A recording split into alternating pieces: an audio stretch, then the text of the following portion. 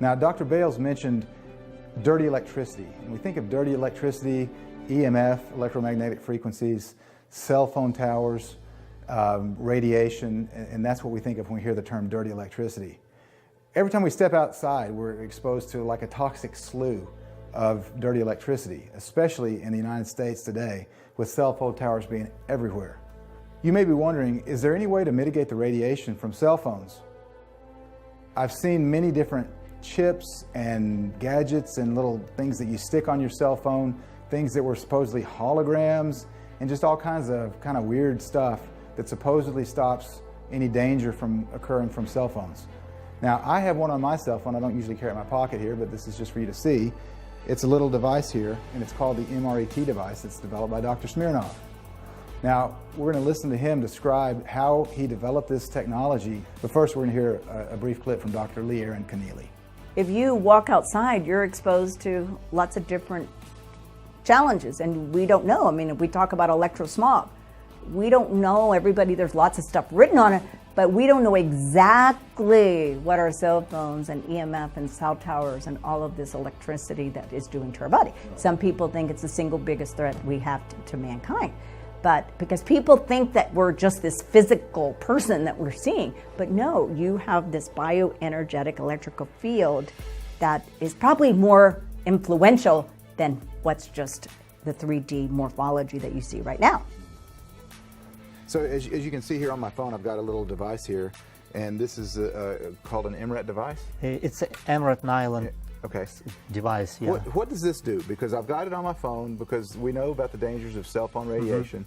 I've had this on my phone ever since I learned about this technology over a year ago. Right. So what is this and how does it work? Okay, it's basically works same way like MRET water machine, because it's based on the so-called generation of the low frequency, low intensity, so-called noise field, magnetic field, which quite closely resemble natural geomagnetic field. Probably within the last 150 years, there's a lot of distortion of this electromagnetic field because we developed a lot of man-made electromagnetic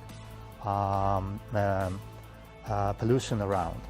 So in order to protect human body, we have to recreate the same noise field, natural noise field, to protect the human cells. When man-made electromagnetic field affect the cells, they shut down their membrane, the so-called hardening of this cell's membrane mechanism. And it's designed, it's a natural mechanism, the same way cells behave when kind of like a chemical poison can be introduced to the cells. So the only difference is that you can easily remove, because of the flush and the human body activity, the chemicals can be easily removed out of the body. But when you're exposed to the electromagnetic, you cannot remove it, you cannot stop it. Right. You're continuously exposed to this pollution, especially after introduction of Wi-Fi. And the cell phone towers? Yes, right, cell towers, yeah. So this recreates the noise field that we're used to for our bodies. And exactly, right. So how does it protect us? Okay, so when it generates this noise field, extremely low intensity noise field, the noise field can be superimposed on the microwave signals, man-made electricity. It's kind of like it's a piggyback. It's carry this noise field frequency. The microwave signal carry this noise field frequency. So in other words, when it hit the cells, the noise field kind of like a mask the microwave signal. So cells cannot recognize microwave signals and they don't shut down their membrane.